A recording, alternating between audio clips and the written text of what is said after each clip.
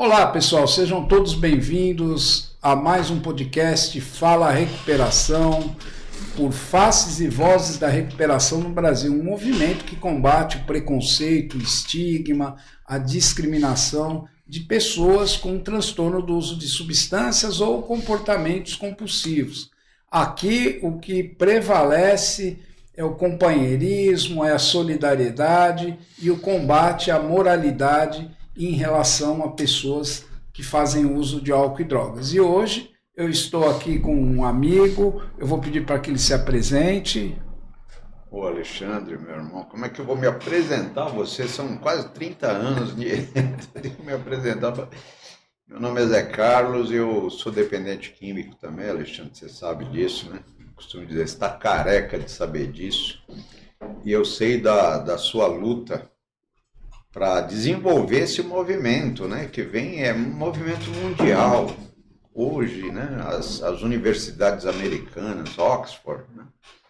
John Kelly, o NIDA, Instituto Nacional de Abuso de Droga alimentando a recuperação, olhando para a recuperação. Então, muito legal, Alexandre.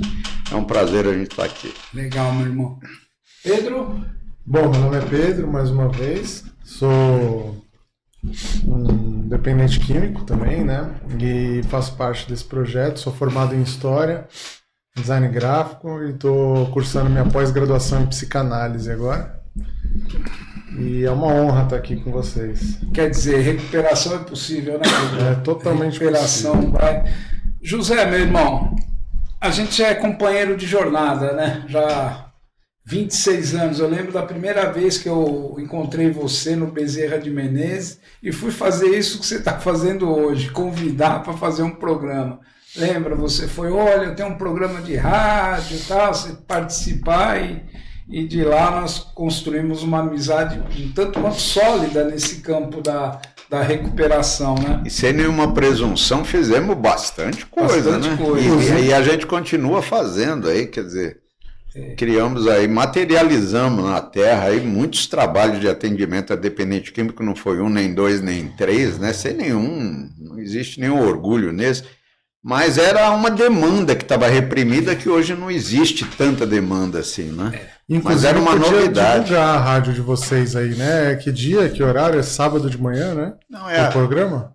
Ela é conhecida aqui de Guarulhos, é a Rede Boa Nova de Rádio e TV Mundo Maior. Então a gente está lá hoje tem a MFM, AM 1450, FM 85.5 aqui em São Paulo e o programa, que dia? O programa chama Recuperação e vai ao ar ao sábado às 12 horas. Legal. Das 12 ao... José, fica a dica aí, hein? Eu quero aproveitar esse tempo nosso no podcast, mas eu gostaria eu já o conheço, mas eu gostaria que as pessoas conhecessem você de uma forma mais profunda, né? Não só aqueles programas na horizontalidade, mas na verticalidade. Eu gostaria assim que a gente conversasse sobre recuperação mesmo, porque histórias de recuperação elas têm o poder de modificar muitas vidas, né, José? Eu estou com 35 anos, você está com 36, é aquela coisa, você me puxa, eu te empurro, né? A gente continua nessa jornada. E eu queria, se você fosse me falar hoje, José, quem é você hoje, cara, em recuperação? Quem é? Quem é você hoje? A gente é muito mais do que recuperação, né? Nós somos seres, um projeto, para mim, né? Um projeto de vida tirado no tempo e no espaço que a gente não conhece. A gente não se conhece na essência, né? Deram um nome para mim lá no cartório, José Carlos, eu me identifiquei com isso, né? Mas eu nasci numa casa, né, que meu pai viveu 48 anos, então já tem uma herdabilidade, não só genética, epigenética, de DNA, né, que hoje a ciência sabe disso e valoriza muito a questão hereditária, é um fator importante no desenvolvimento desse transtorno. E aí o filho mais velho de 9 irmãos, né? Comecei a trabalhar com 7, 8 anos, meu pai me obrigando a trabalhar, meu pai nunca trabalhou para ninguém. E aí, com 12, 13 anos, mas sempre indo na feira, camelô, tal, vendendo coisa. Batatinha, pepino. Não, aí arrumamos uma mercadoria, eu tinha uns 12, 13 anos, que era vender uns cortadores de legumes. Batatinha, pepino, cebola, tomate, ovos cozidos, beterraba, rabanete e tal. E não sabia nem o que estava fazendo, na época da ditadura, né? 1968, 69, 70. Não pensava nem em ter nascido, faz tempo isso. Você estava lá esperando a hora de chegar. E aí você é vítima, né? O dependente químico, diferente do que se pensa, né? Ele é vítima primária de uma circunstância social. Você concorda com isso, porque a ignorância social disponibiliza o quê? Substâncias psicotrópicas. Na minha época, você entrava numa farmácia e pedia anfetamina. Você lembra, né? Lipenan, nada. Na minha dependência. Nada disso. Ó, Lipenan, Desobese, Moderan, Moderamina, Lipenan, Nilipoide, umas que eram feitas em fundo de quintal, né? E são APs, não é cocaína. Cocaína, a meia-vida dela é 2 horas, você usou tal, né? Eu ficava 24 horas, isso foi anos, né? Então eu cheguei a pesar 48 quilos, quando eu chegava a 50 era muito. Imagine eu com 50 quilos, né? E tive estados alterados de consciência, alucinação, fui preso várias vezes. Tem local que eu fui preso, Alexandre, que eu não lembro quando eu entrei nem quando eu saí, mas eu sei que eu fui preso porque o outro colega meu me falou e eu saí careca da delegacia de Poá. Uns apagamentos bem violentos. Então a anfetamina causa esses estados alterados de consciência, psicose cocaínica, né? Anfetamínica. Isso foi anos, prisões adoidado e mal-estar e eu não sabia que raciocinava, Alexandre, eu não sabia que eu tinha inteligência. E eu não conseguia uma inadequação social. Quando eu não usava anfetamina, eu não conseguia olhar para o rosto de uma pessoa. Até hoje eu tenho isso na minha personalidade, né? E aí, na última prisão que eu tive, né? Fiquei 9 dias no Corró do 1º Distrito. Eu estava acostumado já, mas ali era lá no Parque Dom Pedro, né? Era no Castelinho ali. Eu sei. Corró Fedorento ali, tinha 3 celas só. Fiquei 9 dias lá. Mas ali eu tive uma crise, cara. Entrei numa crise, um trombadão. Lembra dos trombadões? Pô. Ele falou para mim assim, se eu sair dessa, me pegaram eu com produto de furto, se eu sair dessa eu vou voltar, olha... na frase na minha cabeça. Eu vou voltar para o sítio do meu pai em Marília e não vou sair mais de lá. Eu falei, caramba! Se ele, que tá pior que eu, porque produto de furto, né, da Fragante, aquilo ali me despertou. Você vê como é que é, né? É. Eu lembro que a hora que eu saí do Corró ali, o delegado me pegou a minha sacola, que tinha abobrinha, ralacava e tal. De um lado, né, tava com maconha e as anfetaminas. O PM tinha me pego antes de tomar. E do outro lado tinha um livro espírita, cara. O delegado falou para mim, pô, você é espírita ou é drogado? Drogado, né? Já vem com esse peso. Drogado. Eu lembro que eu saí dali, cara, e eu chorava, mas eu não é porque eu tava chorando de medo. É o processo do despertar mesmo. Parece que era uma catarse que eu tava fazendo. Coisa deliciosa. Uns falam virada de ficha, outros despertar espiritual, outros o clique, uns falam o clique, outros falam o insight, né? Cada um tem. Aí eu catei essa sacola, andei um pouquinho mais pra frente, tinha um Tamanduateí lá e tinha um prédio que demoliram ali, era o Treme. O São Vito. Era... Você manja tudo. Aí eu joguei a sacola com tudo, cara. E eu não tinha nada. Eu tinha mudado 19 vezes, barraco de madeira, cortiço. 19 vezes, Alexandre. E essa foi o começo da minha vida. Eu tinha 30 anos. Fui arrumar emprego, que carteira em branco, cara. Aí fui arrumar na Eletroradiobras. Chegou lá, tava empacotador e faxineiro. 5 mil da Celso Garcia. Entrei, o cara, ó, de pacote não tem mais, só de faxineiro. E aí você foi. Eu tô meio emocionado, mas aí eu fui. Ele me deu uma conga azul, tal. Quando eu comecei a limpar o banheiro, que é aquela humilhação, porque eu me achava malandro. Já tinha filhos, né, José? Tinha filhos. O encarregado olhou e falou, pô, você não sabe limpar não, cara, eu não quero ser aqui não. Eu não quero você aqui de faxineiro. Eu lembro que eu voltei, o gerente, sei lá quem era, falou, não, vem cá, vou te pôr no pacote. Aí ele me deu uma camisa azul, voltou o mundo, e uma calça azul, fiquei bonito pra caramba, cara. E eu tava duro, peguei o busão, de volta, cheguei, caramba, minha vida começou a mudar dali. Mas eu não sabia que eu era dependente químico. Eu falei, eu vou parar, né? Parei. Mas aí, em determinado momento, eu bebi de novo. Quando eu bebi, voltou tudo, cara. Voltou tudo. Quer dizer, aí foi para um local. Já ouviu falar num dos grupos, tal, um grupo que faz parar, e entrei. E lá foi embora. Nunca mais bebi. Aí, eu tinha só o 4º ano primário. Aí vem a recuperação, né? Eu não sabia que eu era inteligente, cheio de defeitos de caráter, cheio de dificuldade, mas aí comecei a estudar por conta própria, fiz 1º grau, 2º grau, entrei numa faculdade de história, fiz história com o companheiro. Que legal também. Isso faz 26 anos que você... 37, eu tô com 73. Né? E o que esses 37 anos de recuperação significaram para você? O que isso tudo... Muito aprendizado, eu fiz muita bobagem. Por quê? Você cria hábitos. Quando você está usando droga, as drogas são drogas psicotrópicas que ultrapassam a barreira sangue-encéfalo, vão lá para a cabeça, e através da neuroplastia cerebral, ele vai anatomicamente, do ponto de vista funcional, montando circuitos de hábitos muito disfuncionais. Então, quando você para de beber, nós, dependentes químicos, temos 4 vezes mais transtornos psiquiátricos do que 4 vezes mais do que a população geral. Então, o que vai acontecer? Não é porque parou de beber que você vai ser feliz. Esse é o grande problema das pessoas que param e acham.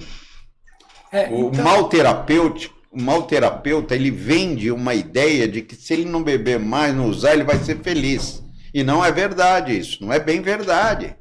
Existe uma síndrome de abstinência demorada com irritação, mal-estar, ansiedade e outras coisas, e depressão, e pensamentos disfuncionais, das crenças distorcidas que você guardou no seu hipocampo, no seu arquivo, quando você estava bebendo.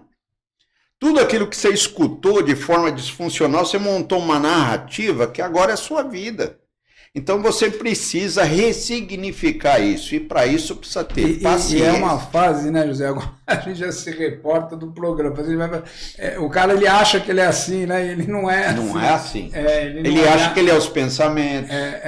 Ele acha que ele é as emoções dele. José, nessa fase, que é legal, vou fazer uma pergunta, o que mais te ajudou nesse começo aí, cara? A própria dificuldade da vida, primeiramente, né? Sinceramente, eu não acredito que um ser humano pode ajudar o outro. Onde estava falando para minha filha isso.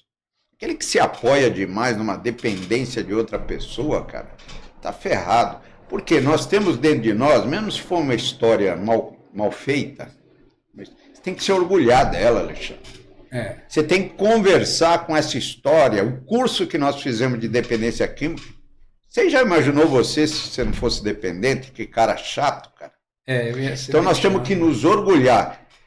Quem acha que dependente químico, o próprio dependente químico, venderam a ideia para ele através do estigma, do preconceito que você combate, venderam para ele, e todo mundo tem um olhar para ele que ele é o cocô do cavalo do bandido. Não é verdade isso, não é verdade. A nossa história é linda, cara.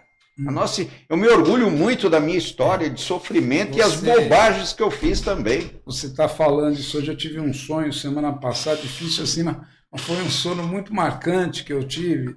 de eu conversando comigo criança, entendeu? Eu me vendo criança e como se eu fosse o tutor de mim mesmo. Meu, acordei. Que bacana. Assim, foi bem bacana, foi um sonho marcante, assim. Deixa eu te perguntar, como é que começou essa sua relação com álcool e drogas? Assim? Isso foi na infância, na adolescência? Foi por influência? Você consegue... Então, a primeira vez, eu lembro a primeira vez que eu fiquei bêbado, né? Bêbado. Eu era camelô e tinha uma curriola de cara que estavam ganhando muito dinheiro. Na época, eu tinha 15 anos, e fizeram uma grande festa, na época da festa junina e tal. E ali rolou um baseado, eu fumei, já tinha fumado deu barato? Outras vezes, não deu muito. Eu vou te falar quando deu barato. E ali tinha muito vinho e tal, arrumaram uma namorada para mim lá forçado como presente e tal, fizeram uma bagunça, né? E depois me apresentaram bebinho para minha mãe e me soltaram, eu caí, bem.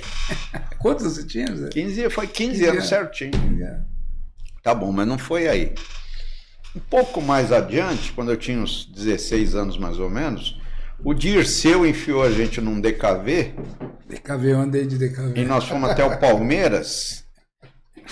Nós fomos até o Palmeiras, que tinha um samba ali e tal. Quem que era Dirceu? Dirceu era um familiar? Dirceu, amigo. Dirceu era um amigo raleiro. Ele tinha o carro, ele levava a gente para trabalhar, eu ficava esperando, ele não fazia nada. E a gente pagava na época 10, 12 cruzeiros para ele e tal. E aí, lá no Palmeiras, ele chegou para mim e falou, toma isso aqui que vai ser legal. Me deu duas bolinhas de anfetamina. Ah, é para você trabalhar? Não, para vender. Mas na época eu não estava usando. Mas vendeu pra caramba. A partir, não, eu tô dizendo no baile. No baile, ele me deu no baile, eu nunca tinha tomado. Ah, tá. Ele trouxe as anfetaminas e eu experimentei ali, cara. Quando eu experimentei aquele, aí sim deu um twin. Aí deu uma memória eufórica. Aí eu registrei o prazer, que é chamado de prazer imediato no sistema de recompensa cerebral. E eu comecei. Nossa Senhora, eu cresci. Eu lembro do Hugo, tava com o corpo molinho, fica durinho, depois daqui a pouco já é o Brad Pitt. Tá, mas falei, é isso, cara. E pior, isso daí não é ilícito, eu não vou preso, eu compro na farmácia. Que beleza. E aquilo fazia eu vender pra caramba. E eu falava, os caras falavam, caramba, você é o Silvio Santos, meu. Você fala pra caramba, você vende, você é um cara bom. Soubesse onde me levou isso, cara. Porque é estimulante, né? José, deixa eu aproveitar o tempo aqui. A gente falou muito disso, eu queria explorar mais um pouco essa virada, porque tem muita gente que fala que depois que separa é fácil, né? Mas recuperação mesmo longa, ela tem as suas adversidades, né? Toda essa caminhada. Às vezes as pessoas chegam para mim e falam assim, mas 35 anos você já não tem mais problema nenhum, né? E mal sabe que é uma jornada que o que envelhece é a pele, o que envelhece é o cabelo, mas os pensamentos, as emoções não envelhecem, muitas coisas ainda continuam dando eco, né? Então, como é que é todos esses anos para você? Você consegue fazer as convergências, similaridades? Então, se você olhar a evolução da recuperação, né? A evolução da recuperação, primeiro, você não pode fazer juízo de valor, você não pode dar opinião. A opinião é a mais baixa forma de conhecimento. Você pode falar muito bem e ter na sua cabeça dados não muito validados do ponto de vista científico. Você criou uma crença, uma narrativa, você pode até vender ela. E às vezes não é a verdade, ou não está mais próximo da verdade. Então hoje, a pessoa para de beber, de usar droga, os 3 primeiros meses, isso é mundial, 70% volta. Depois de 6 meses, 90% voltam a usar. 90%. É muito. Mostrando que o negócio é feio ali. Por que ele recaiu? Por quê?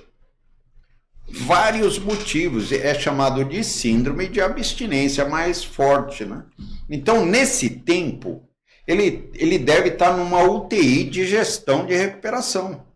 Ele tem que ter ele tem que saber o que ele tem que fazer, estruturar uma nova rotina, ter um acompanhamento por WhatsApp. O Alexandre faz bem isso. Se você não fizer isso, você não vai sair dessa fase mais dura, mais difícil. Onde ele está em casa, não está em ambiente protegido, não está internado, ataca a cabeça dele, que é uma cabeça cheia de tranqueira. Ele vai conversar com ele, e em determinado momento o sistema de recompensa vai pedir a substância para aliviar sintoma de mal-estar. Vai vir ideias, ele tem os gatilhos de uso, cheiro, pessoas, ambientes e tal, que vão ativar em determinada parte. É tudo muito bem explicado isso. E aí ele volta a usar. Voltando a usar, vem um outro fenômeno chamado síndrome da violação da abstinência. Ele, como o Alexandre fala, era melhor você estar usando durante um ano e recair um mês, ou recaído um mês e usando um ano, né? Então ele tem aquela recaída, ele acha que ele não está fazendo progresso. E aperta o botão do que se dane. Então a gente vê isso. Não, volta aquele sistema de crença, Pedro, de que eu sou assim. Olha assim, como é que eu sou. Olha como é que eu sou. E aí, né? É o que eu falo. E aí, essa é a dependência em carne e osso, esse pensamento. Que muitas vezes as pessoas reduzem ao objeto, né? Não compreende que esse pensamento, eu sou assim... olha como é que eu sou, isso não vai mudar, é efetivamente a dependência. Né? Todo dependente, né, deveria fazer um curso de um ano.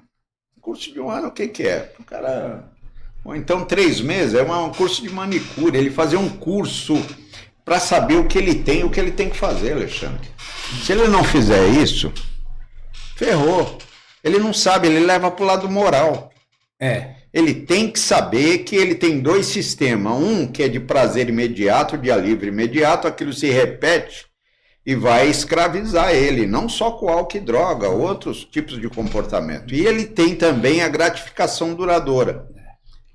Então não adianta querer inibir só inibir as drogas. Não, quando vier à vontade eu não vou usar, não adianta. São 100 trilhões de células querendo prazer imediato que ele usou durante muito tempo. Então o que ele tem que fazer? Ele tem que ter ações boas.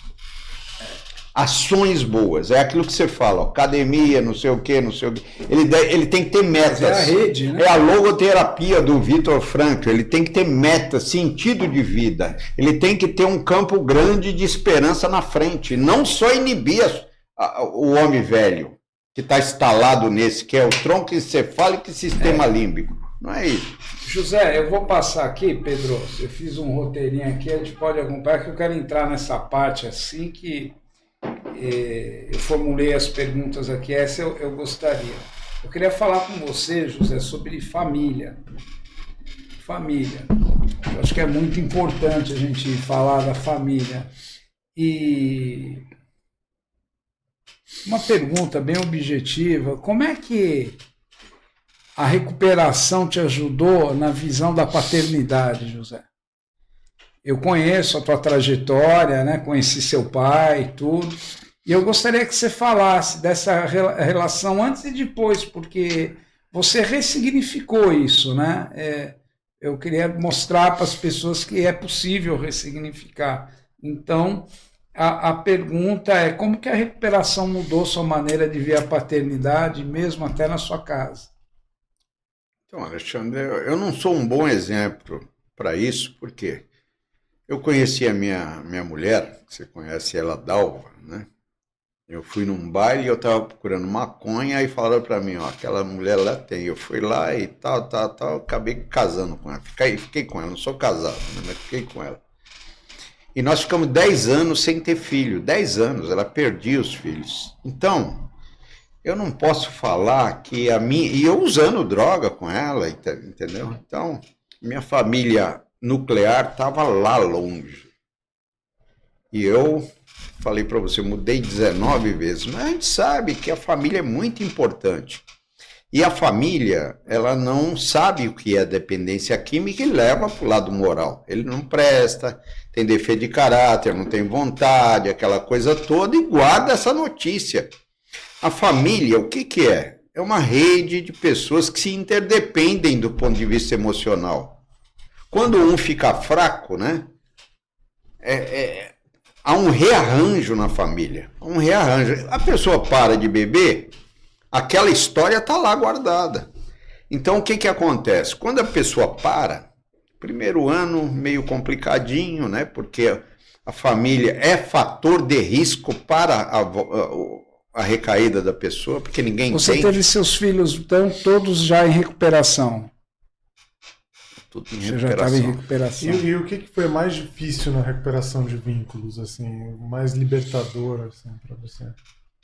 Na verdade, eu não rompi muito vínculos, porque ninguém vivia comigo, era eu e minha mulher, tal. Quando eu parei, começou a nascer as filhas. Eu falo até na tua família nuclear, né, José? Pai, mãe, porque você viveu. Então, meu pai bebia, minha família é bem disfuncional, meus irmãos tudo alcoólatra, você sabe disso, tudo alcoólatra. Hoje está tudo parado, mas na época, tudo cara redonda, penchado. Mas houve agora, depois em recuperação... Nossa, o que acontece? Quando você você passa a ser modelo. Você era o último dos seres humanos. Aí você começa, através do seu próprio exemplo de vida, na resiliência sua, a ser exemplo. E as pessoas começam a se orgulhar de você. Então, minhas filhas se orgulham do pai que tem. A minha mãe desencarnou, morreu, se orgulha. Nossa! Então, o que que acontece? Aqueles que vão nascendo depois, minha família é muito grande, eram 9 irmãos, né? Nós somos mais de 50 pessoas. Você vê que ninguém bebe, cara. E nós temos essa predisposição genética hereditária. Nós somos transtornados, né? Somos meio fio desencapado, olho meio para dentro, assim. Teus irmãos também? Meus irmãos, não. O Dinho foi pro ar, o André foi pro ar, o Ramon pro ar. Mas estamos tudo parado agora. Então houve mesmo uma modificação. Uma modificação geral, quer dizer, quando você para, no geral você atrai, né? Você atrai as pessoas. O exemplo não é a melhor maneira de convencer, é a única, né? Uma frase. Você faz isso quase que naturalmente. É um chavão. Mas eu acho muito bonito quando você conta a tua história em relação ao seu pai, José. Eu penso que isso foi um presente que a recuperação te deu. Meu pai bebeu 48 anos. E aí nós começamos, meu pai era, apesar de tomar toda, nunca trabalhou para ninguém, foi expulso de casa de uma família que tinha muito dinheiro, com 8, 10 anos, meu avô era totalmente doente, neurótico, né? E ele foi, tipo assim, morar na rua, viajando e tal, e conheceu minha mãe, né? E montou uma família razoavelmente disfuncional. Pois bem, disfuncional. Razoavelmente disfuncional. E ele tomando todas e tal, quando eu parei, e o Dinho, meu irmão mais novo, também parou, ele também parou. Só que eu odiava ele. Foi a modelagem ao contrário. Só que eu odiava meu pai. Meu pai cortava meu cabelo, bêbado, com uma máquina enferrujada, eu com 7, 8 anos, arrancava meus cabelos. Então... E não é só isso, muitas outras coisas, né? Então tinha medo dele e odiava ele. Tá bom, quando nós entramos em recuperação, foi indo. Às vezes eu ia para um local, dava carona para 3, mas eu deixava ele de ônibus, para você ter uma ideia. Queria o contato, né? Foi passando o tempo, eu tinha nojo dele, de encostar nele. Foi passando o tempo. Depois de 10 anos, mais ou menos, eu consegui... Chegar perto, começar a conversar. E depois eu comecei a me apaixonar pelo meu pai. É bonito. Me apaixonar. Isso. Olhar para ele assim, tá. Depois comecei a cortar o cabelo e falar assim, ó, não arranca meu cabelo igual eu arrancava o seu, não. Ele falou? Falava. Não, ele falava. Filho, conta para mim. Vem cá. Me abraçava, eu beijava ele. Desculpa. Então, a recuperação não sei porque eu não gostava do meu pai, trauma de dentro, né? Você entendeu? É isso que você fala, eu também fico emocionado, viu, José? Porque eu também tenho histórias de família que me distanciaram muito. e eu sei o que é esse resgate, mas é que acontece, né? A pessoa bebe, é como se ela trocasse o que ela podia me dar com a bebida, né? Assim, parece que o álcool é mais importante do que eu que sou filho. E eu já ouvi isso de terapeutas, que tem coisas que é difícil você trabalhar em terapia, que é suicídio de pais, né? Uma criança nunca entende porque o pai preferiu morrer do que ficar com ele, com a mãe, né? Abuso sexual em família também é uma coisa que nunca dá para você compreender. E as dependências, né? Difícil às vezes um filho entender porque o pai procurou beber, usar droga, do que cuidar dele, né? Mas é muito legal a gente saber que a recuperação nesse ponto causa esse... Só para a gente justificar um pouco, não muito, né? Essa questão dessa anorexia afetiva, desse descaso, né? Como é que o cara, cheio de manguaça, com aquele bafo de jiboia, cheio de aldeído acético no corpo de manhã, com hiperatividade celular, quer dizer, de ressaca, ele vai poder beijar o filho dele? Não tem jeito, cara. Então ele vive um egoísmo, mas não é um egoísmo moral, é um egoísmo, ele só pode pensar nele, o coração está disparado. Ao mesmo tempo, há uma dessensibilização no sistema de recompensa, que fica menor, ele fica anedônico, né? Então ele não consegue amar o outro, cara. Falando seriamente, eu acho que eu me apaixonei, cara, na minha vida, dá raiva disso, cara. Eu costumo falar para os outros que eu também não, José, né? Eu já gostei e tal, você mas... Você gosta, mas você não se apaixona. Eu lembro que eu tenho muita inveja de quem se apaixonou. Eu também tenho muita... Eu lembro que eu gostei de uma menina uma vez, aí ela terminou comigo, eu fiquei pensando, até que eu falei assim, eu não posso ficar pensando nessa menina, que eu tenho que trabalhar para comer. Acabou minha paixão. Agora, quem me ajudou com isso foi cachorro, José. Quando a cachorrinha foi para casa, fica aquela coisa de eu dar bronca, depois ele vinha abanar o rabo. O meu pirata, ontem eu estava com ele, eu falei, você me ajuda muito. Eu com um animalzinho lá, os animalzinhos me ajudaram bastante, né? Você quer fazer uma pergunta, Pedro? Eu queria perguntar como você lida com a fissura hoje em dia, sabe? Com os pensamentos com estresse, com essas questões, hoje em dia. Não, hoje eu sempre eu tinha um transtorno, né, da época que eu usava, porque todos os transtornos que nós temos, eles foram criados depois que você nasce. O cérebro está pronto para aprender, crescendo 250 mil neurônios por minuto, né? Na neuroplastia, vai montando, e você, usando substâncias, né, qualquer tipo de substância, você falar uma aqui agora, eu falo qual doença que imita. As doenças mimetizam transtornos psiquiátricos. Então, no meu uso, eu me tornei muito ansioso demais. Ansiosidade é um tipo de medo que você tem, que você está sempre usando a amígdala cerebral, do impulso ao ato, né? Tá bom, você para de beber e continua isso aí. Se você não se reeducar, como é que você se reeduca? Com as normas morais, né? Com as próprias bobagens que você vai fazendo e os retornos que você tem, aí você vai ficando esperto. O homem, ele tem uma característica interessante, que é o solipsismo, é você conversar com você mesmo. E essa conversa que você tem com você mesmo, ela tem que ser muito carinhosa, porque você guarda ela. Então, se você tem uma história triste, você vai, conversa com essa história, vê se você dá para compreender. Ó. Conversa com a história que você tem e fala, essa história não sou eu. É a história que eu montei através dos pensamentos intrusivos, recorrentes, disfuncionais, e montei crenças lá. E dá para você ressignificar isso. Então, hoje, apesar que eu já sou velho, então o cérebro mesmo, ele se torna um cérebro cor-de-rosa. Você já tem muito menos ansiedade. Quando eu tinha lá 35 anos, já pensei em me matar. Eu sou meio espírita, né? E tem um livro chamado Memórias de um Suicida. Eu li aquele livro, caramba! Eu queria me matar, mas ao mesmo tempo tinha medo de me matar, porque eu vou continuar vivendo, então, meu Deus. Mas hoje, Hoje, nossa senhora, a vida está um mamãozinho com açúcar dentro de mim. O benefício da maturidade. José, nós estamos caminhando já para o final do nosso podcast. Queria te agradecer novamente por você estar aqui. Claro que a porta está aberta, vamos fazer programa, enfim, você sabe disso. Mas eu queria deixar muito bem reforçado toda essa conversa que nós tivemos. E eu queria te perguntar, para quem hoje está pensando, eu não consigo, está difícil, eu tento, mas é mais forte que eu, todo mundo usa e projeta nas pessoas, o que você diria para essa pessoa?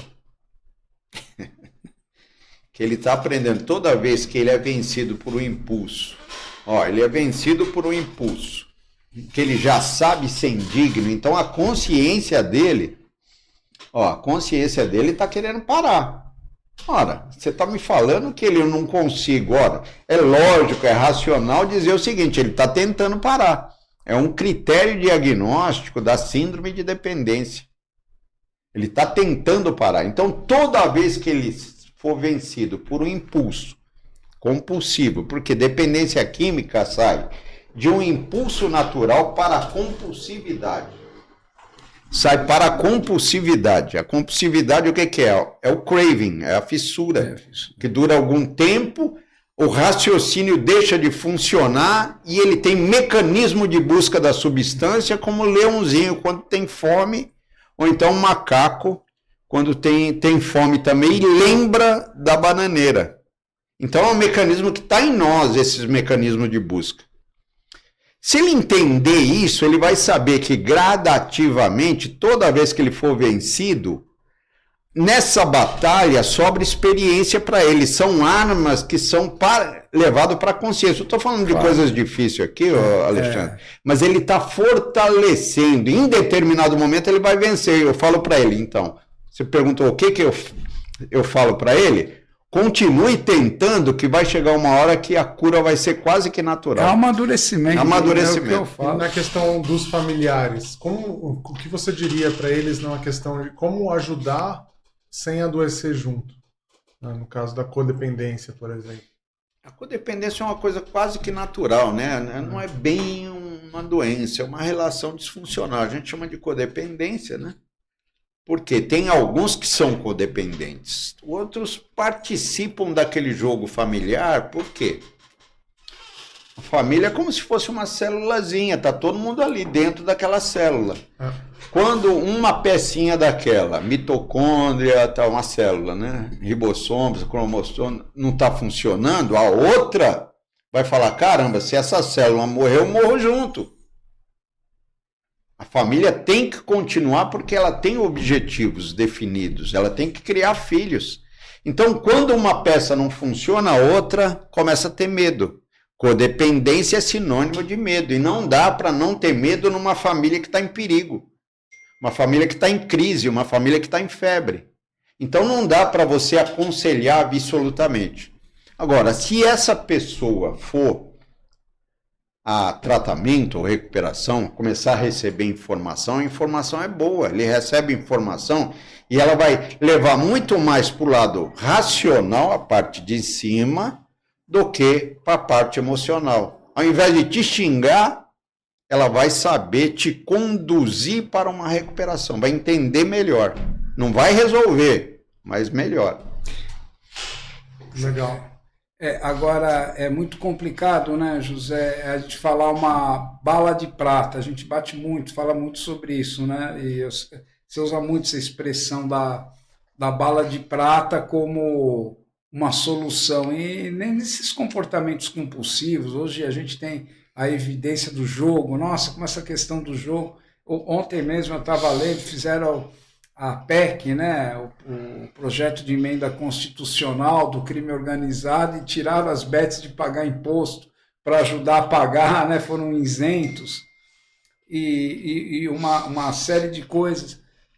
Tem o comportamento compulsivo do gastar também, da comida, mas existe uma diversidade de ajudas. Entre todos esses, daí tem um bem pior, que você não falou. O qual? O álcool? Não. O álcool é o pior deles. Eu falei o jogo. Fala outro. O gastar, o sexo. A indústria da pornografia nem é absurda, indústria, né? Tá dentro de nós isso. Não, mas a indústria soube capitalizar a favor, né? Vende isso, né? De forma.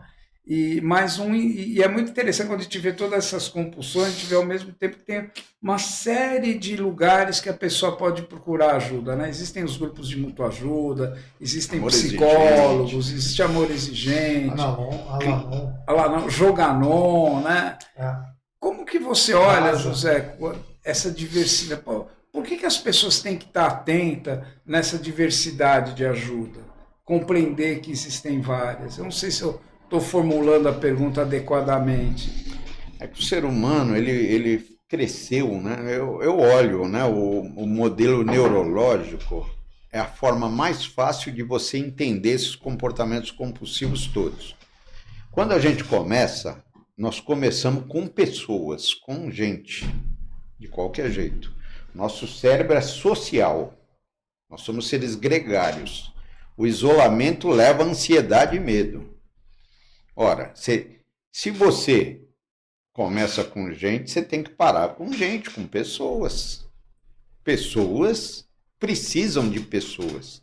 Então, a recapitulação da família primária em qualquer lugar é super importante. Então, você tem que estar num ambiente inserido, onde você tem o seu papel, ações nobres, é como se fosse um barquinho que você vai receber ajuda, mas você vai ajudar também. Você está no barco, mas você vai ter que remar o barco junto.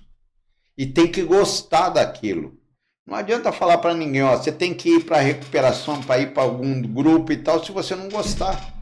Não gostar daquelas pessoas que estão ali e se estabelecer uma chamada coesão grupal, onde você tem o seu papel. Quando você chegar, todo mundo te olha e fala, oi, daí, beleza. Você é reconhecido, tal. Aí vem autoestima, vem dopamina boa, dopamina lenta na cabeça. É muito interessante essa questão da identificação, né? Você vê que tem pessoas que se recuperam em igrejas católicas, outras protestantes, outros vão para yoga, né? Outros fazem um pouquinho de cada, vai para yoga, vai para a igreja, vai para um grupo de mútua, que é o que eu penso que então, mas cada um tem a sua especificidade, né? Quando você vai para a igreja, é coesão grupal. Quando você vai para yoga, tem um monte de gente lá, tal. Mas se você vai para o Al-Anon, lá fala especificamente do problema da dependência emocional. Então é muito melhor. Você não pode ir para um lugar para ser diversão de fim de semana, e sim um compromisso terapêutico verdadeiro. E José, como é que você vê hoje essa nova onda da recuperação aí? Nossa Senhora, isso é lindo, lindo, lindo. Até me lembra bem, até o ano de 2000, Alexandre, não se falava em recuperação. Você chegava dentro de uma clínica e falava assim, quando sai daqui é recuperação. Alguém chegava para você, companheiro, deixa eu arrumar só, não é recuperação, chama reinserção social. Reinserção social. Que data que você deu? Até 2... Como assim? Não, que você falou, não se falava de recuperação. Até o ano 2000 não se falava. 2000, né? Até não se falava. Não, eu tentei me localizar. Você tem uma ideia, você teve lá no Ronaldo Laranjeira, né? Mas ele foi lá e abriu 10 ambulatórios de tratamento de maconha, álcool, tal. Depois de anos foi ver os resultados pífios. Então, o que funciona verdadeiramente é a recuperação. Então, o tratamento, ele só vai servir de calçadeira para enfiar o cara num processo de vida para toda a vida. Porque, sabe, Pedro, você é mais jovem, você não pegou essa época que eu e o José pegamos, quando esse professor, a gente tem muita gratidão por ele. Maravilhoso, José, eu sou fã. O doutor Ronaldo, ele não gostava de falar de recuperação, ele tinha meio que ele era distante, ele procurava cada vez mais montar tratamento, porque ele vinha da medicina e tal. E uma hora ele jogou a toalha e falou, E foi o cara que mais nos ajudou, com todo respeito ao doutor Ronaldo. Mas eu lembro em 2014, né? Lembro em 2014. Ele que trouxe, foi o doutor Ronaldo Laranjeira que trouxe o Faces e Vozes para o Brasil. Foi. Bimbés. E eu lembro, Pedro, eu vou te contar essa história, você não sabe. Nós fomos fazer o José... no programa de rádio, nós começamos a se preocupar com o abandono de tratamento. Aí fomos fazer um evento lá no Mosteiro de São Bento, era Pontes, né? Eu lembro. Eu sei que era foi Pontes. Um evento de 50 anos do de São Paulo. São Paulo, Construindo Pontes. Construindo Pontes. Primeiro encontro dos amigos de AA, tema Construindo Pontes. E fomos falar com esse professor, ele falou assim, não, eu não só vou participar, como vou trazer uma pessoa dos Estados Unidos que eu gostaria que participasse. Aí o primeiro... Ele ia trazer o William White. O William White estava fazendo tratamento de saúde, aí ele marcou um segundo, lembra, o cara faleceu. O cara faleceu e aí veio o Ben Bess, que era o presidente da época, que era o presidente da época, né? Legal. E de lá para cá que começou. E hoje... Hoje é moeda corrente. Hoje todo mundo só fala em recuperação. Nossa, o que eu tenho visto de pessoa falar em recuperação, cara, né? Pegou, né? Pegou. O que eu escuto pessoa falar, recuperação. É bom que a gente diferencie tratamento de recuperação. O tratamento é muito, muito, muito, muito, muito importante, mas ele é pontual. Ele tem um tempo certo e nós podemos concentrado, medicamentoso, terapêutico, né? A área da psicologia, você tem que fazer o cara voltar de Marte, pensar, voltar com clareza, depois enfiar e acompanhar ele durante algum tempo e depois soltar ele. Soltar e ficar olhando de alguma forma, é chamado de alta gerenciada. Muito legal. Deixa eu perguntar agora, tá acabando o tempo, mas acho que dá para perguntar. Se fosse para você falar alguma coisa para o José lá do começo, voltar no tempo e falar uma frase para você lá do começo, o que você falaria? Olha, o que eu vou falar aqui é uma contradição, mas eu não mudaria absolutamente nada. Tudo que eu passei, tudo que eu sofri, né? Toda a experiência que eu tive não me matou. Nós somos imortais, nós somos Highlanders da vida. Então, agradecer a natureza, a vida, Deus, Charles Darwin, seja o que for desse universo incomensurável, para a gente ter uma história, cara, para a gente estar vivo. Estar vivo é um milagre cara. Estar vivo é um milagre, cara. É muito louco estar vivo. Legal. Agora, o resto tudo é ilusão boba do ser humano. E você, Pedro, faltando aí 1 minuto para terminar, o que você diria para você se pudesse voltar lá atrás? Cara, eu não mudaria nada. Também. Nada. Mas eu diria que... Eu acho que eu daria um tapa na minha cara, na verdade. Assim, eu falaria, se liga, hein? Se liga, malandro. Se liga. tá viajando. Pedala Robinho. Que isso, cara.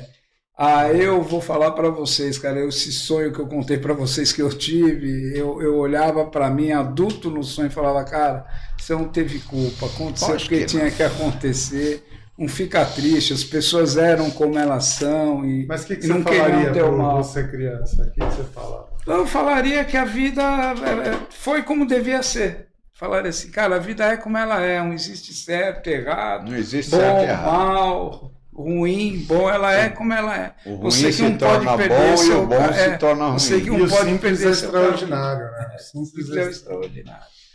José, meu irmão, queria te agradecer. Como eu disse, o Pedro, a gente queria a tua presença aqui mais vezes conosco, até na construção dos trabalhos, a gente queria transformar esse programa aqui num espaço para recuperação. A gente quer falar de recuperação, para mostrar para as pessoas que recuperação existe, é uma realidade, para que uma pessoa um dia possa chegar e falar que está com problema com álcool, alguém poder falar, vai para tal lugar, vai para ali, tem um médico tal, igual falar com a diabetes, sabe?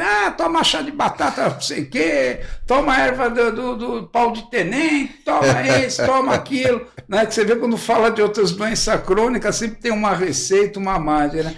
A minha ideia é que aconteça isso, né? O Hugo falava isso, né? Ele falava assim, vai chegar um dia que o cara vai acordar de manhã, chegar para a vizinha, ô dona Maria, vou tratar do meu oculismo agora. Ela vai falar, vai com Deus. Esse é o nosso objetivo. Esse é o nosso objetivo. Então eu queria te agradecer, José, de coração, por mais esse passo que a gente está dando. Você sabe que no final das contas, para nós, isso aqui é uma conquista, né? Esse programa, né? Isso. Gente, semana que vem tem mais um episódio. Até breve. Semana que vem nós estaremos fazendo uma nova entrevista. A recuperação existe e é uma realidade. Um abraço a todos e a todas. Obrigado.